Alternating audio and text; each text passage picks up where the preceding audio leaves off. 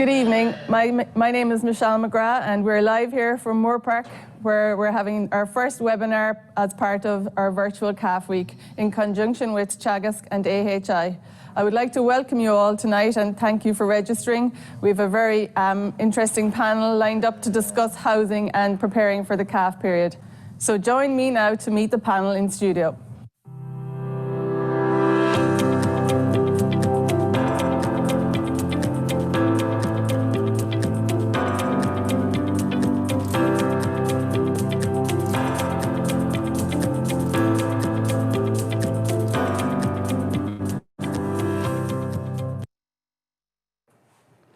So you're welcome to the studio. Let's get started by getting the panel to introduce themselves.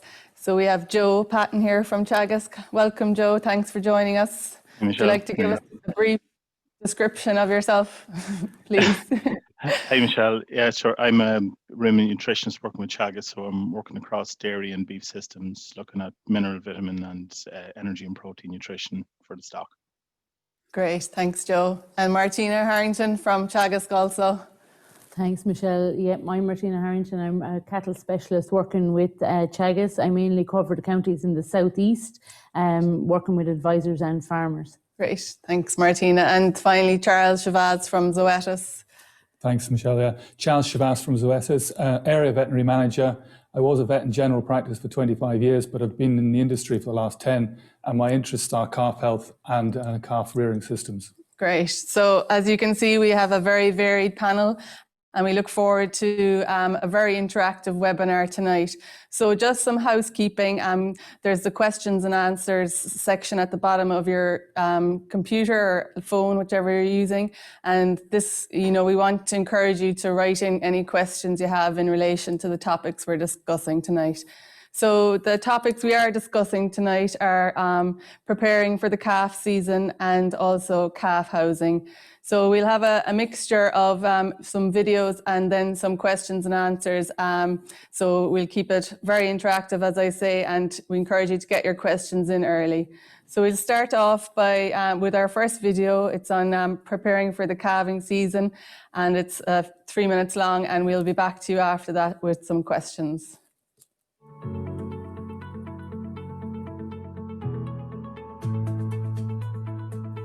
Calving is a stressful time for both the farmer and the animal. To try and reduce this stress and ensure a successful calving period, we must be prepared. Trace element deficiencies, especially in copper, selenium and iodine, have been associated with higher incidence of stillbirth, retained placenta and weak calves. To avoid this, ensure your cows are getting a good pre-calving mineral for at least 6 weeks before they are due to calve. Talk to your vet about specific mineral deficiencies on your farm and what practical solutions you can put in place. The biggest payback of feeding pre-calving minerals is improving calf vigour and viability. Protein is important to ensure good quality colostrum. If you have first or second time calvers or poor protein silages, it can be a good idea to feed 200 to 300 grams of soya for 2 to 3 weeks before calving. You can test the immunoglobulin levels in your colostrum by using the Brix refractometer. A clean environment is essential to reduce infection and disease. Scrape and lime any slatted areas. Lime the calving pens and ensure they are well bedded with clean dry straw. Keep cows clean to reduce the risk of environmental mastitis and prevent the young calf from sucking on dirt. Clean and disinfect calving pens after each use and use a disinfectant that kills the pathogens on your farm. Check your calving equipment well ahead of calving time. Clean and service the calving camera and check the calving jack is working properly. If necessary, repair or replace. Always have a spare set of calving ropes. If you are using calving detectors, ensure they are working and have new batteries. Have a red lamp available for any weak calves, and calf jackets are also helpful for those weakened calves. Write a shopping list. This should include your ropes, lubricant, gloves, iodine, etc. Ensure to purchase well ahead of time and have your tags ordered. Store in a clean, dry area close to your calving pens. shopping list, log on to teagasc.ie. Always think safety. Ensure your pens and gates are working properly. Have good lighting in your shed. Always have an escape route planned. Carry your phone in an accessible pocket and know your own air code.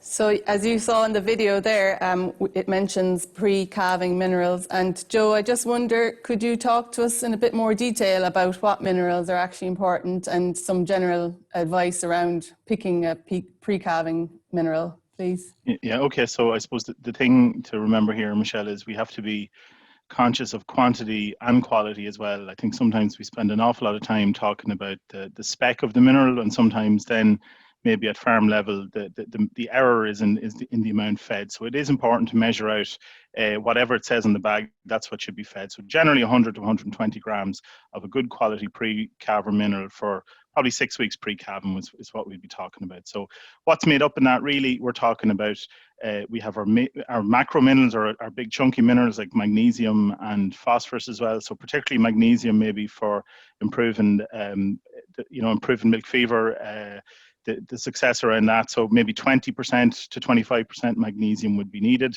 maybe somewhere between 3 and 5% phosphorus in and around those levels.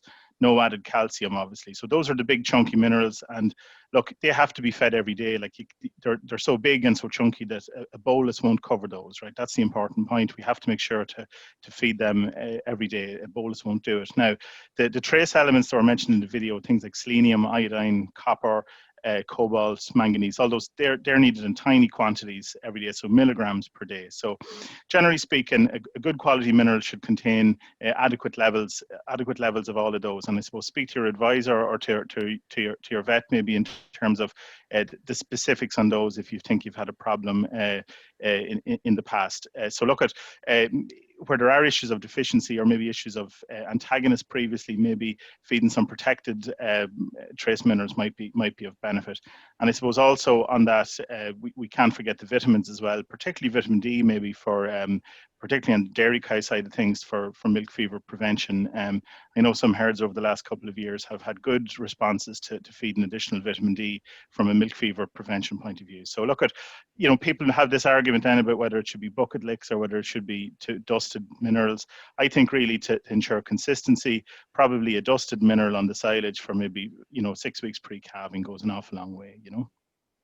Okay, great. Thanks, Joe. And so, Martina, from the beef point of view, I would have seen a lot of grass tetany in beef cows after calving. What advice would you give to farmers to prevent this?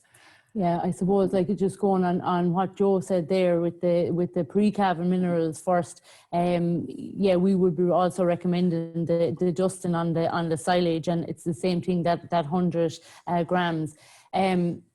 And I suppose on the beef side of things, because we wouldn't have that heavy milk after calving, we'd probably be looking more about 18 or 20% magnesium in the mineral. And I suppose after calving, what we'd be looking at really is when you're going out with your cows and they're going on to grass, there really should be mineral buckets going out with them, and buckets, not just the one bucket in the corner. You should have a couple of buckets out with your cows that they're able to go and lick them. And I suppose like when we'd be looking at, a lot of lads would be saying, well, okay, maybe on the second rotation when grass is leafy or whatever else, but there's no point in taking that risk. If you put the buckets out there, they'll get used to going and licking them, and they'll get used to them, and that'll prevent you ever having a problem. And it's good to know. And what kind of ratio of buckets to cows are you looking at? Or we'd usually be looking at kind of maybe a bucket to every 15 cows or so. And keep them high off the ground. Keep them up off the ground to avoid TB and knocking them over and that kind of thing. Like, so if they're up, you'll avoid that. Okay. I suppose body condition score is something people always worry about in the dry period, and I know it's probably a bit late for the cows near calving now, but is there any kind of tips around body condition scoring, Martina, you'd give now? Or Yeah, I suppose like if we're looking at it on the suckler cow side of things, like we mightn't be calving as earlier, and we might be able to go in and do some interventions, but you'd be looking at a 2.5 is what the body condition score that we're looking there. So there's just a little bit of fat on the tail head and over the transverse process. Cows that are calving in the next couple of weeks, there's nothing really that you can do there. You can restrict them maybe slightly, but like what you don't want is where lads are going in and starting to really restrict cows when they're coming up against calving, because you're going to end up with issues with metabolic disorders or very poor colostrum. But I suppose if you're looking at cows that aren't calving until mid-March, you could start going in and restricting them at 80 to 90% until they come back to the body condition score that you want, and then you can put them back up onto their plane of nutrition. And I suppose on the thin cow side of things, you'd be looking at maybe if they're up against calving or they're closer to calving, you can go in and put in a little bit of meal in there. You're not going to affect the size of the calf. I suppose that's the big thing there, when you see lads going in and they're really restricting this silage going into cows coming up to calving. But the research shown there with Teagasc and across the world is it won't reduce down the calf size, but what it will do, it'll leave you with a weak cow, maybe not able to calf and very poor colostrum when she does calf down. Okay. And Joe, from a dairy point of view, are there any differences with the body condition score that you'd be emphasizing to your clients? Yeah, possibly the target would be for slightly more condition, maybe 3.25, maybe at calving down, Michelle, for dairy cows.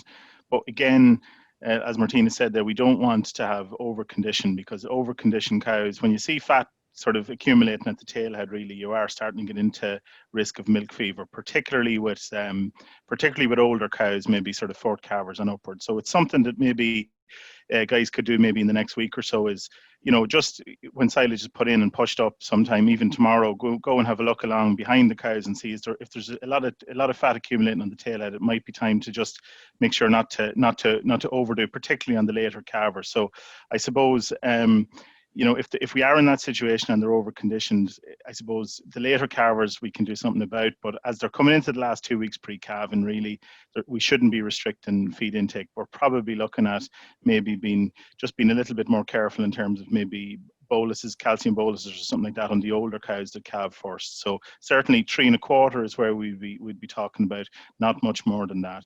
And maybe one final thing on that is just for cows that calve down very thin in the dairy situation, there would be a risk of them not cycling for a long time after calving. So certainly for those individual cows, maybe milking those once a day for the first month or so after calving can have a very beneficial effect on body condition for those individual cows that might be thin at calving down. Okay, and so the video also mentioned about feeding soya. So would they be the type of cow you'd be looking to feed the soya to, or how do you pick those cows? Possibly so. I suppose I'd be looking at the soya maybe on the basis of maybe a couple of on the thinner side, but maybe more so on the quality of silage. Like if we look, really, a lot of the research would say that once your diet is at sort of 12% crude protein, generally speaking, the cows should have adequate enough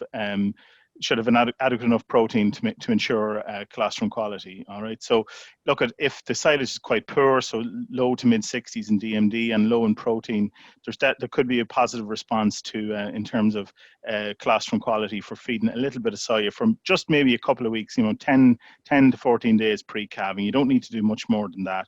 And as was said there, look, the recommended rate would only be sort of 0.3 of a kilo. So a kilo for every 3 cows in the pen, that type of thing. It won't cause a problem with overgrowing a calf in that short window of time, but it might just give the cow a little bit of a kick in terms of colostrum quality. So certainly on the dairy side, Michelle, it's something that I suppose it'll probably come up later, but testing colostrum quality and maybe making the decision on that basis. If for anyone that has started to test colostrum quality, they can certainly make adjustments to their dry cow diet if they think that there's a lot of cows failing that test, and that is a nice addition to management for the spring.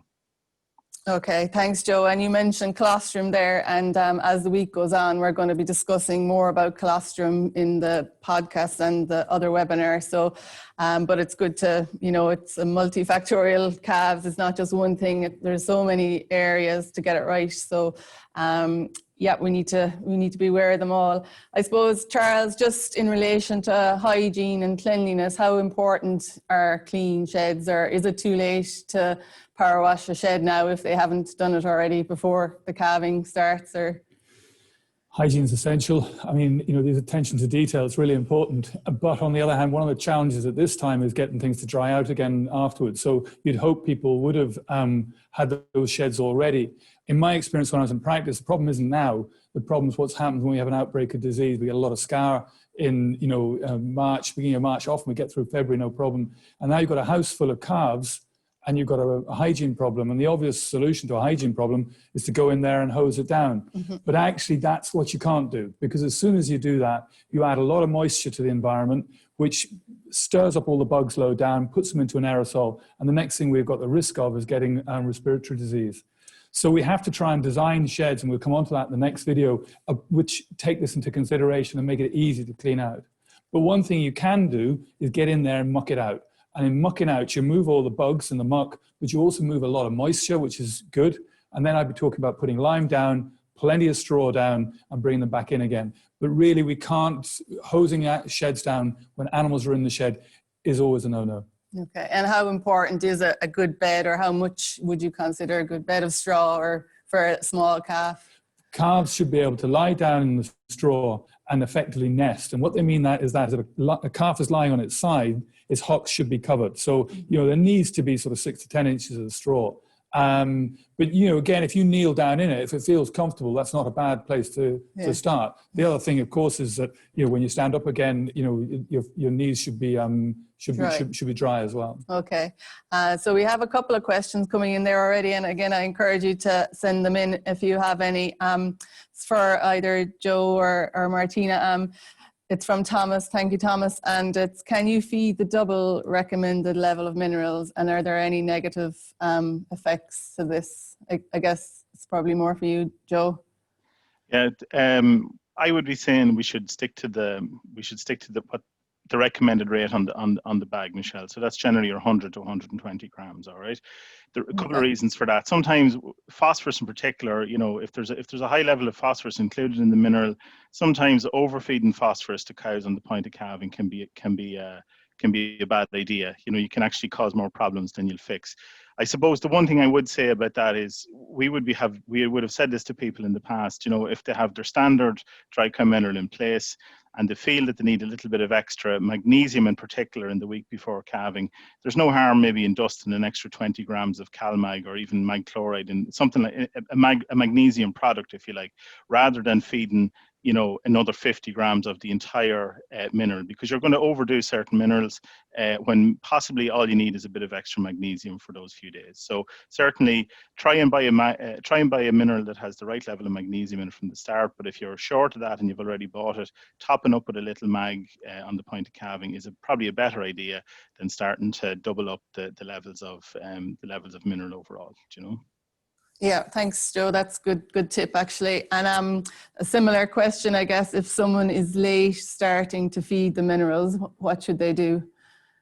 Well, there's a couple of things there. The first thing really is that, our major minerals like mag and phosphorus and our vitamin D as well, those are really there to prevent sort of milk fever, to ensure that the cow cleans and calves correctly. Okay, so as long as, getting those in even for a few weeks pre-calving will be of benefit, right?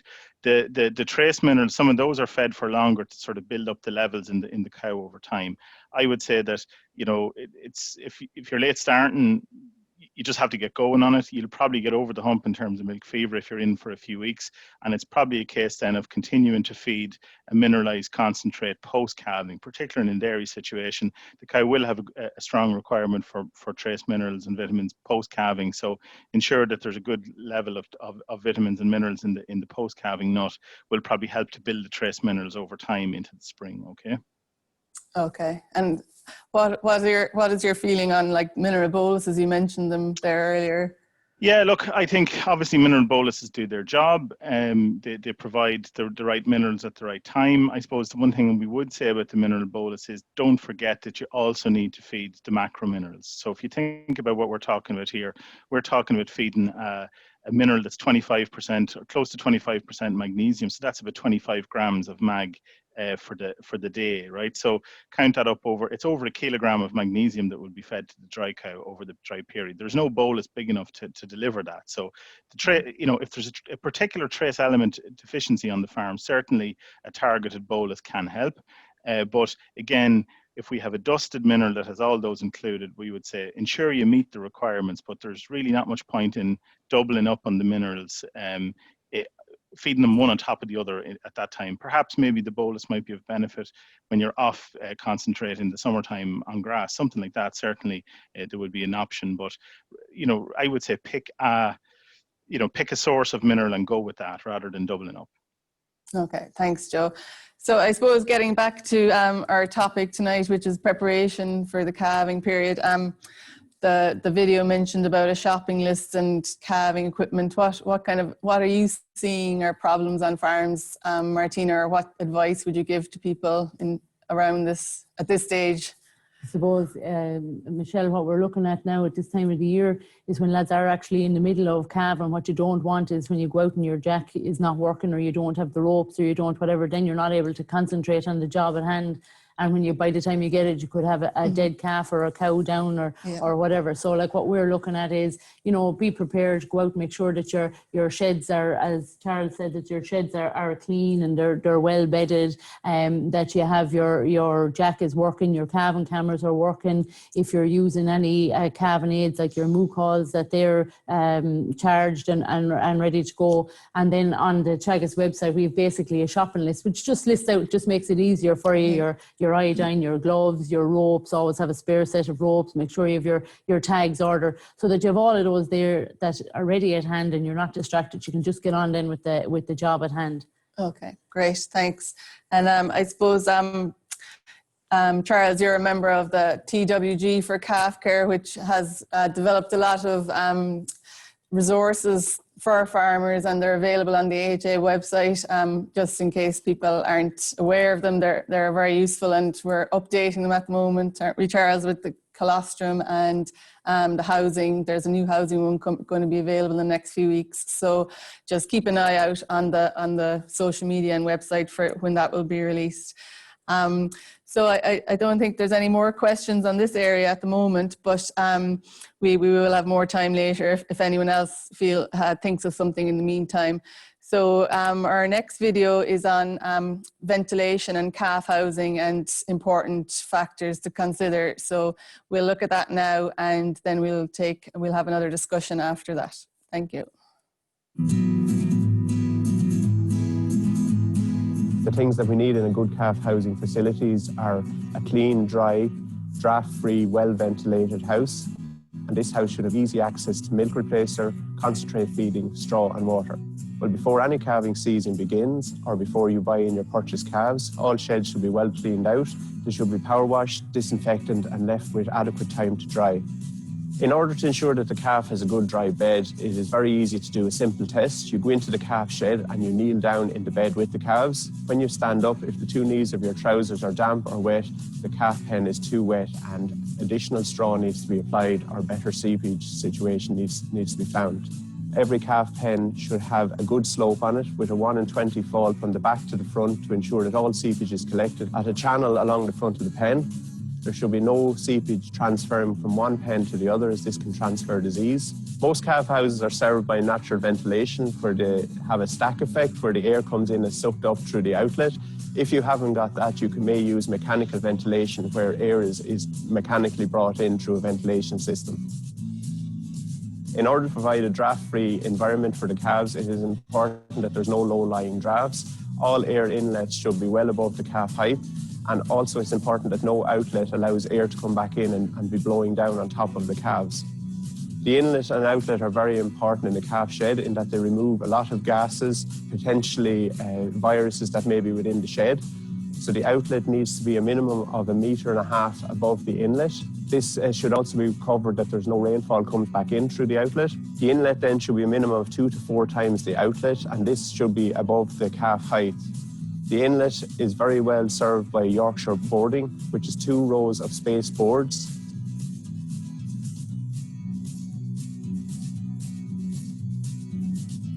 This provides a 25% inlet. Calves can be housed individually or in group pens. Individual pens are generally 1.5 metres by 1 metre and can be very useful for preventing transfer of diseases. In reality, most farmers would use group pens for a labour efficiency and also for space allowance issues. For example, a group of 10 calves ideally require a 15 by 15 foot pen, and the idea is not to have the pen too deep in that they can be easily observed. Appropriate calf housing is essential in dairy and dairy beef enterprises to ensure that you have good calf health, you have minimal disease and maximum performance.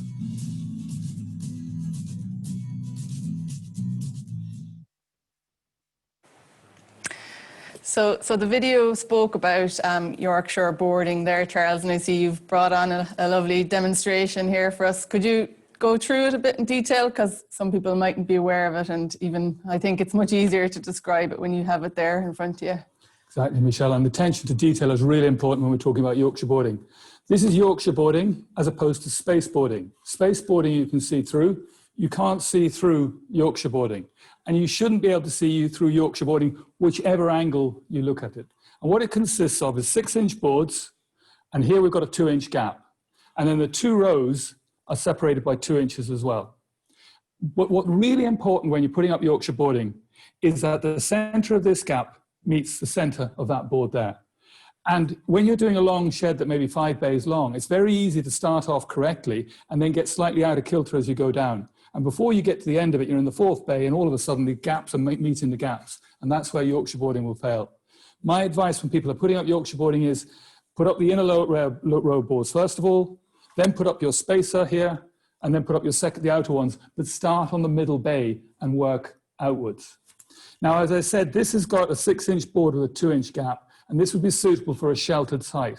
So if you've got sheds around the calf house, or if there's trees around it, that's fine.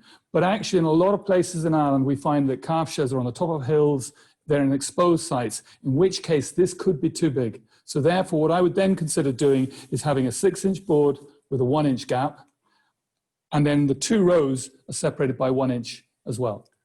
Now, the big plus points about Yorkshire boarding are it allows air into the building, so you get plenty of air in, but you don't get drafts. So that's a big plus.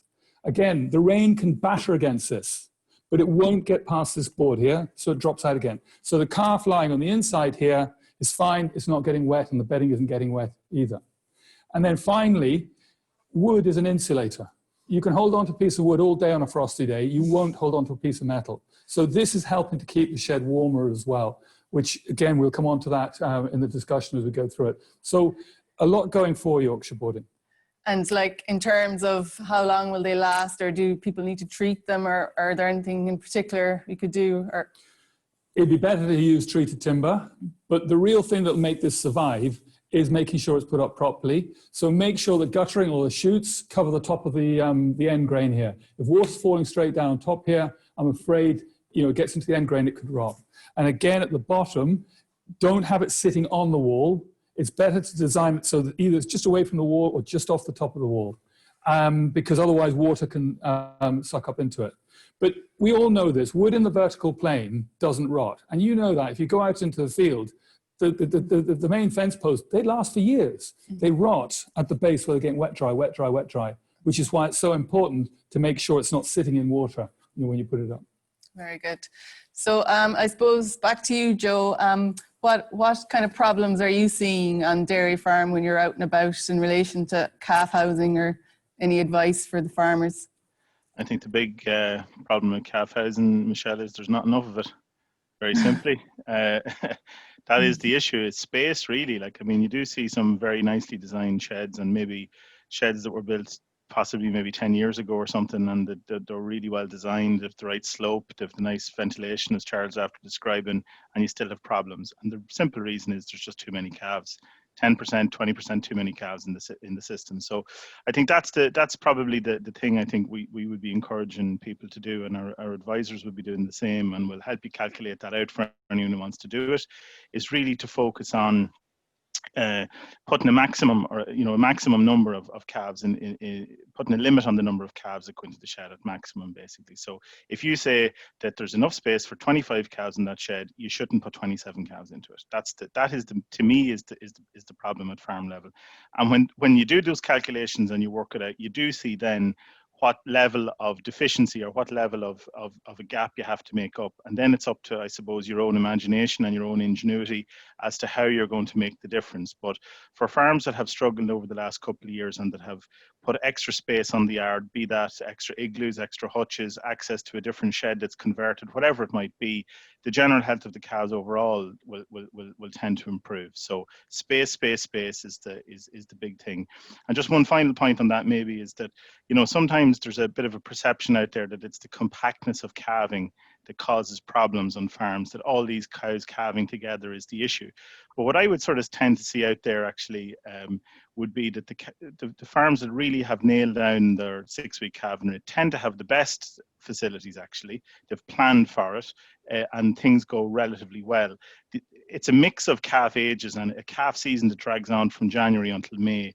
Those farms tend actually to have more problems with calves because they're at different ages, they have different space requirements, they have different infection pressures. So, that might be something to remember. It's not, diluting down our objectives around compactness of calving is not really what we should be doing. We should actually be planning to deal better with the peak when it comes, I would say. Okay, thank you. And Charles, I suppose just in relation to how calf houses work ventilation-wise compared to adults, could you describe that first, because it's a little different, the two systems? Absolutely.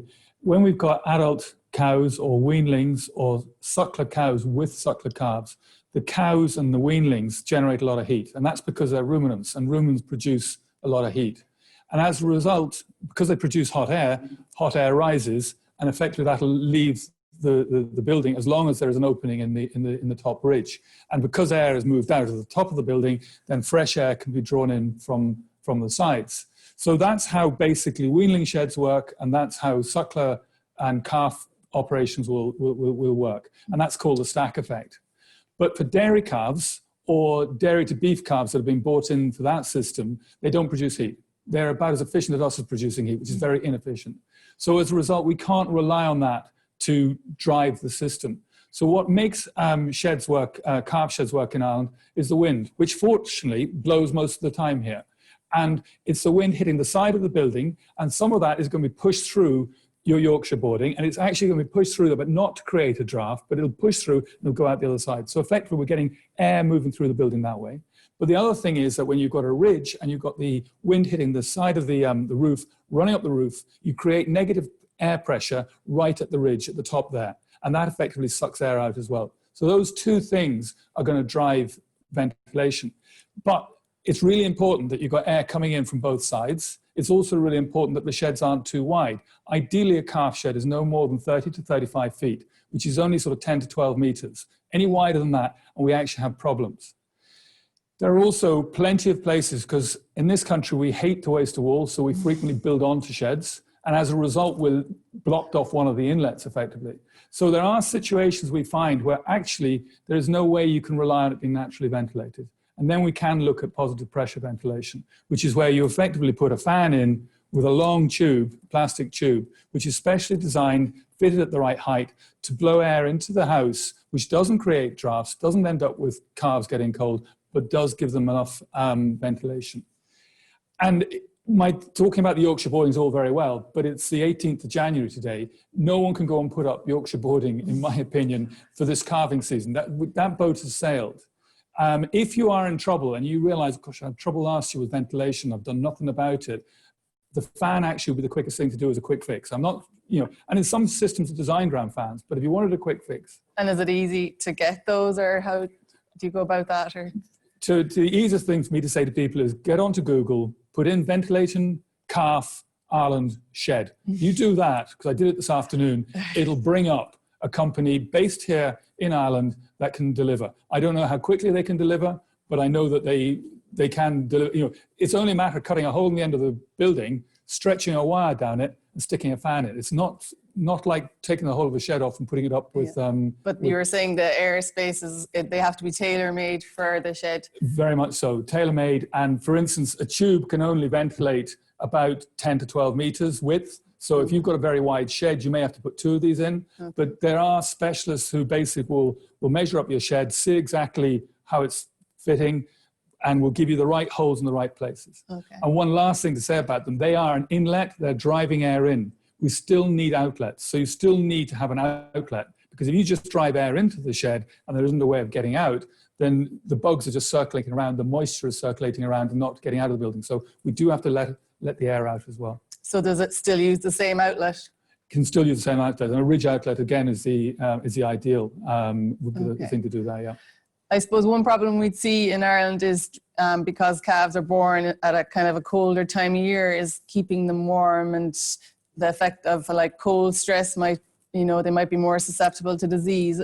Would you have any advice or any things you can do to help minimize this? Absolutely right. I mean, straw is part of that solution. Using plenty of dry, clean, dry straw and making a good dry bed is part of that, and so that the calves can nest into that.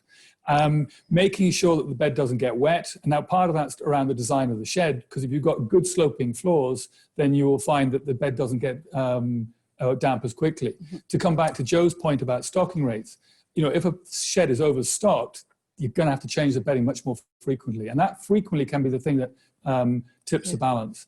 And then blocking off all the drafts is essential, so we don't have air rushing in at calf height. And then finally, calf jackets. And calf jackets, you know, are very useful. They need to be breathable, they need to be adjustable, and they need to be cleanable. So you put them onto a small calf. The calf needs to be dry. So, you know, put them on at day 1, but the calf needs to be dry when it goes onto the calf. And then, you know, keep an eye on the straps, adjust it as the calf grows. And really, they only need them for about 3 to 4 weeks. After that, the benefit isn't really there. But that'll make a huge difference to calves as well. I suppose some questions I would have been asked and as in practice was when to take off the calf jacket. What would you say to that? Or well, you know, ideally we'd be planning for about 3 to 4 weeks of age, but be clever about it. Let's, you know, if the weather's about to turn, the beast from the east is going to arrive or whatever, we don't take the jackets off then. So we need to be conscious of that. And the other thing we need to be conscious of, don't do something stressful as you take the jacket off. So disbudding, disbud them before you take the jacket off, or leave them a week or so afterwards till they've hardened off. But, you know, we need to be slightly, you know, clever about when we do that. Don't just whip them off. But, you know, they do make a big difference to both the health and the welfare, but actually the performance as well. Calves will grow faster if they're warm. So you mentioned a stressful event there. So what kind of advice would you give around vaccinating and dehorning, or how do you, the time-wise, for how do you fit those in for vaccinating for pneumonia, say, as we're talking about ventilation and sheds and stuff? Well, a lot of these young calves, we'd be promoting the use of intranasal vaccines because hopefully they've had a good feed of colostrum. So using an intranasal vaccine, and they can be used from a week to 10 days of age. So that's when you'd hope they'd be vaccinated. Now, you don't want to vaccinate them and disbud them at the same time, because if you do, the vaccine won't work properly, because what vaccines are doing is stimulating the immune system, the ability of the calf to make the antibodies in the defense system. But if it's stressed, that won't happen. And disbudding, unfortunately, is stressful. So my advice would be you vaccinate the calves when they're a week to 2 weeks of age, and then you wait 2 weeks, and then you go in and disbud the calves at that stage using local anesthetic and doing the job at that stage. Okay. And that way you'll reduce, because if we vaccinate and disbud, 1, the vaccine isn't going to work, but 2, there's a chance that stress is going to set off the pneumonia rather than preventing it. Okay, so we have a couple of questions in there. Actually, we'll stick with ventilation one first from Colin, and it's for you again, Charles. What is the correct stocking rate for calves in a shed, and what about windbreakers for calf houses? Stocking rate is measure the pen area, and ideally you should have 2 square meters per calf. And in fairness, Gordon in the video mentioned that that as well. So that's, you know, is the actual area of the ground. There are calculations you can do about working out how big the outlet should be and how big the inlet should be.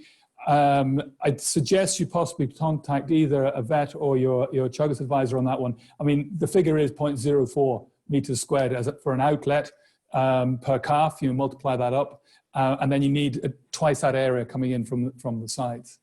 He mentioned gale breaker as well, and that's the perforated netting, which is very good at stopping drafts, and it's very good about letting air in. Unfortunately, the rain gets through it as well. And the rain will frequently get through it about a meter, which means now you can potentially have a wet side to your building. So I'll be honest with you, I'm not a big enthusiast of gale breaker down the sides of buildings. Having said that, it can be quite useful to say over gates, where you've got to drive a tractor in and out of, that sometimes there are reasons why it can be used. But I think it's for the southwest wall of a building, i.e. facing the southwest, which is what you want the building to face that way, but you don't want gale breaker on it. That's why you want something like Yorkshire boarding. It might be a short-term solution, like now, yes. maybe if it'd be a quick fix, yeah. But it's not really a long-term solution. Okay. So I have a question for Joe from James. If silage protein is 12%, is a month of soya pre-calving too much if a lot of the herd calves in a short period of time?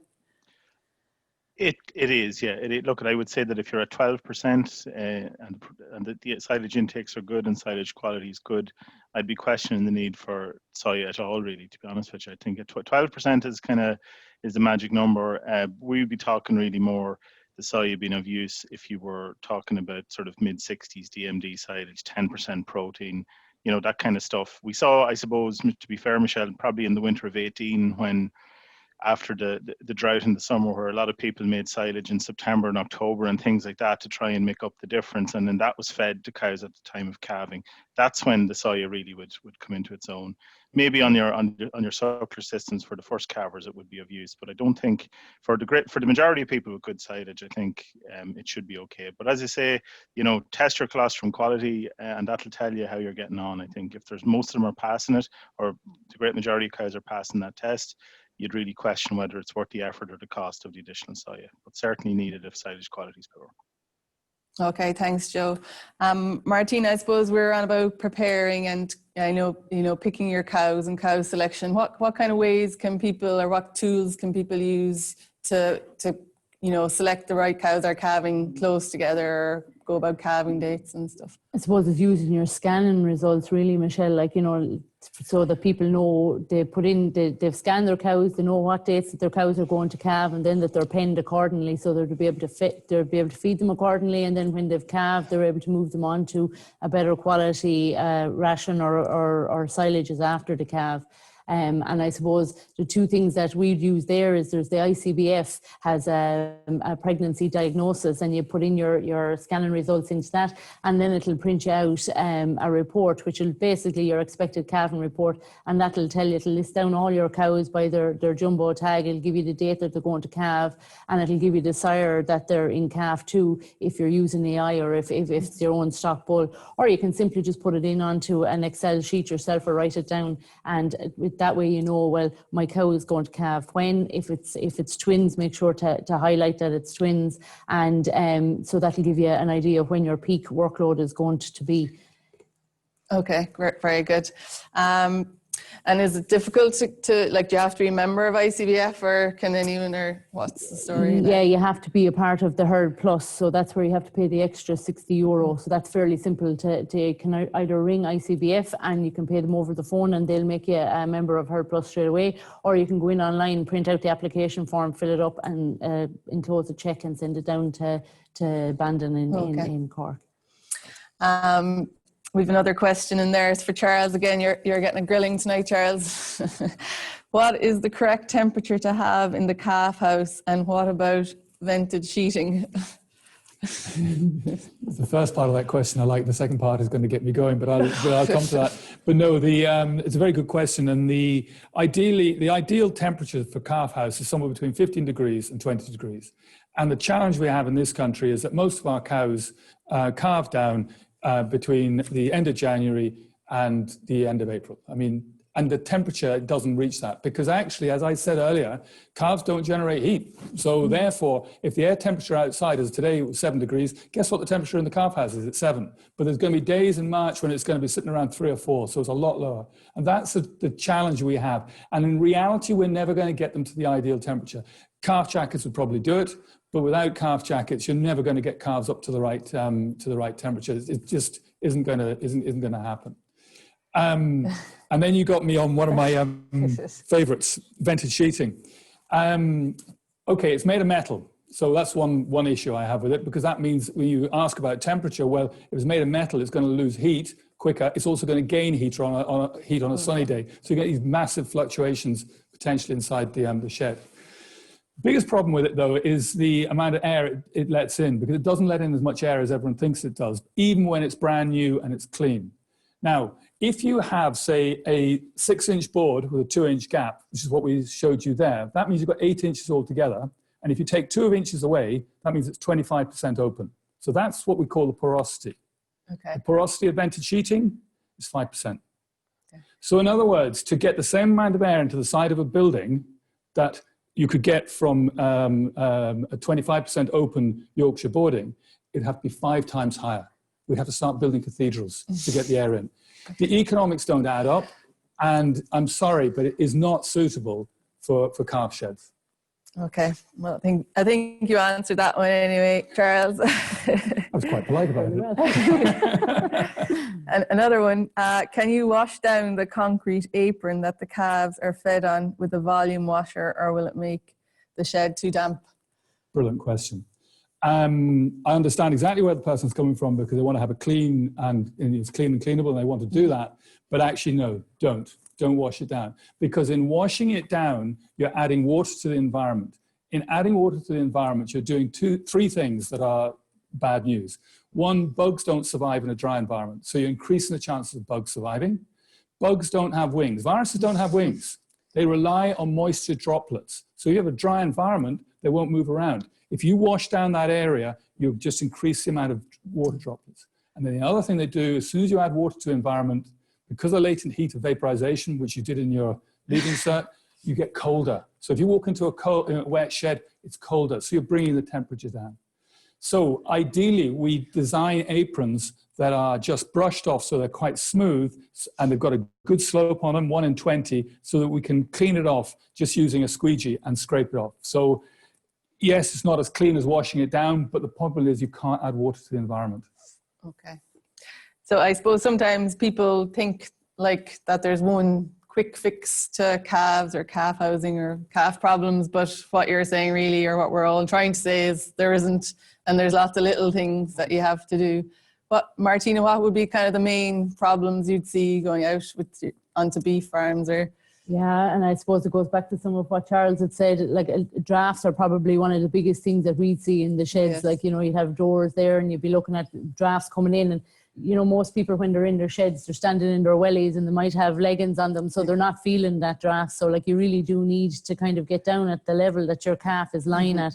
And the other part would be the moisture in the shed. Like, so you need to make sure that it's well bedded and that you are cleaning them out quite often, so that you're not having that moisture building up there. And cleanliness, hygiene, like making sure that you're going in and cleaning those sheds and putting in lime in underneath them. And I suppose on the suckler cow side of things, one of the big things is dirty cows as well. Like, you know, that these cows are dirty and they're going back in and they're lying in the area where the calves are. So as much as possible, keep the slatted areas clean, keep them limed, and have the cows clean. So if you need to do their tails or their flank, to make sure that they're clean, but they're usually the ones that we'd see. And would there be a lot of like kind of in and out in sucklers, like half in, half out for the cows and calves, like at this time of year? Or yeah, they would, like say, if what we would be trying to recommend is that it's only the calf that's able to go back in onto the lie back area, so that it's kept nice and clean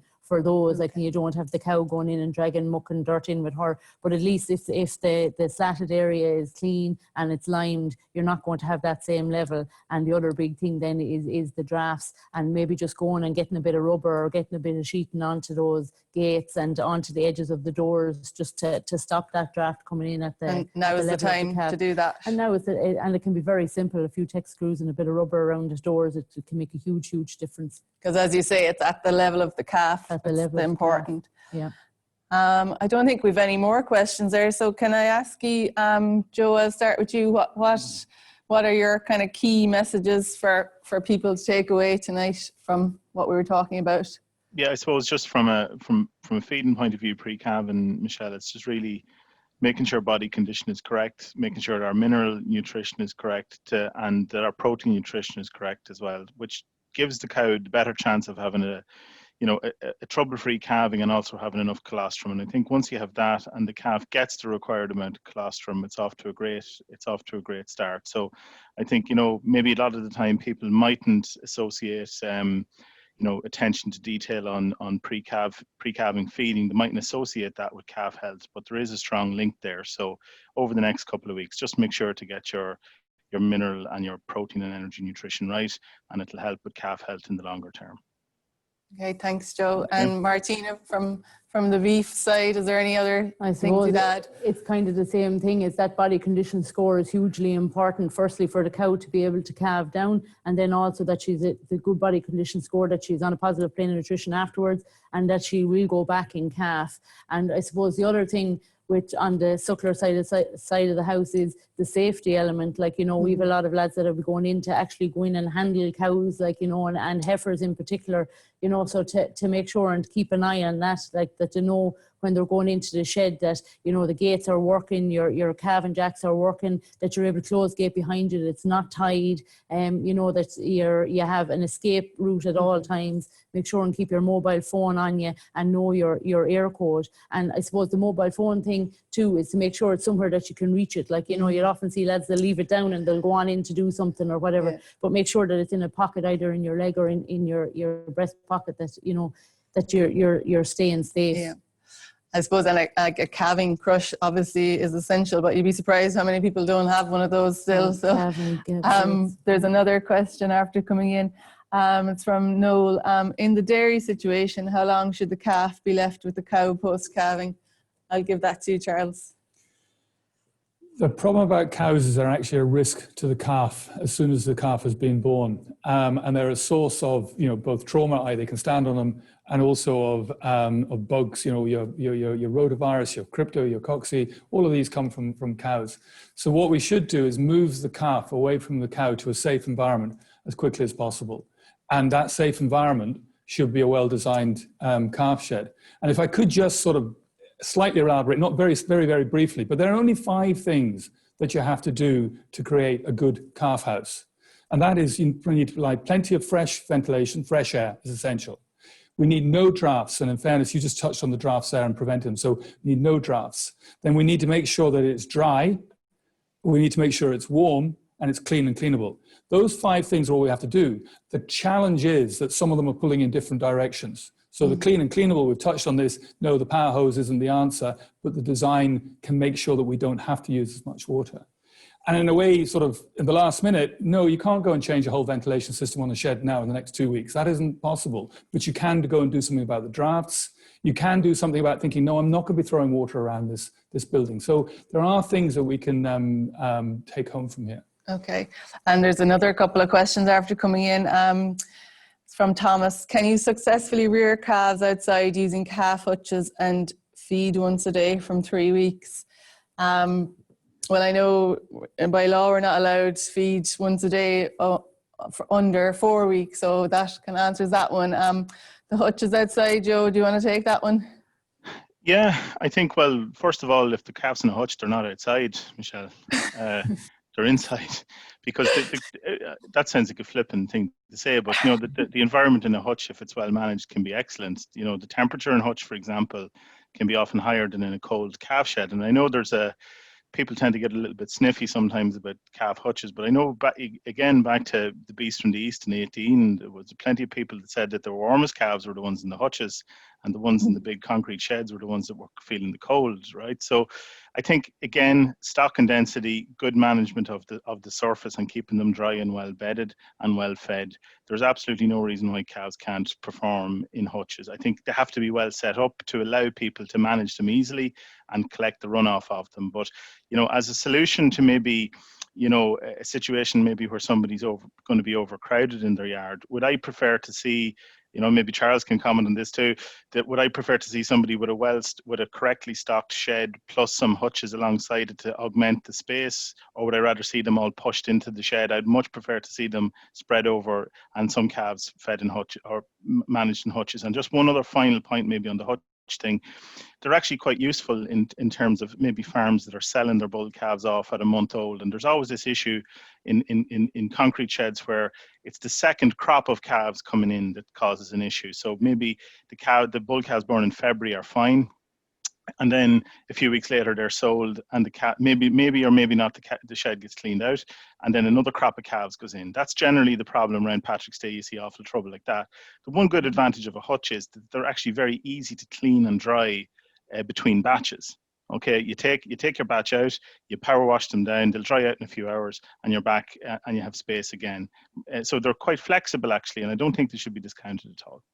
And what kind of surface would you recommend putting them on then? Or? Well, sure, look, I think it has to be like, again, if we can have a concrete slope, of course, you know, some people put them in silage pits, just be careful on the slope. You have to collect the effluent off them.